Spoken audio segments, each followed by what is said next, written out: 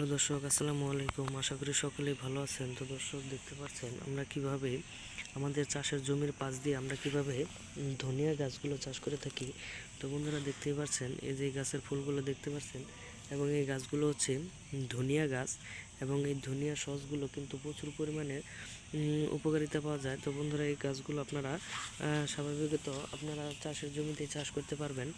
এক চাষের জমিতে আপনারা সুন্দর করে হাল চাষ করার পরে সেই জমিতে আপনারা ধনিয়ার যে বীজগুলো পাওয়া যায় সেগুলো আপনারা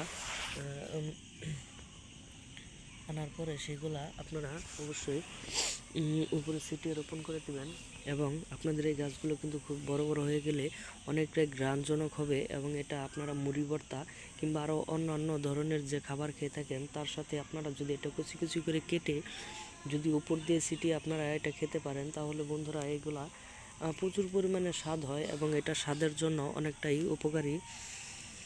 এটা আপনাদের অনেকটাই মজাদার একটি খাবার তৈরি করে দেবে।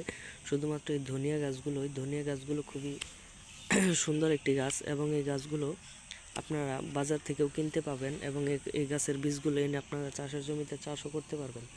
তো বন্ধুরা, আমাদের ভিডিওটি যদি আপনাদের একটু ভালো লেগে থাকে তাহলে অবশ্যই চ্যানেলটি সাবস্ক্রাইব করে দিবেন। ধন্যবাদ সকলকে। সকলে ভালো থাকবেন। আসসালামু আলাইকুম।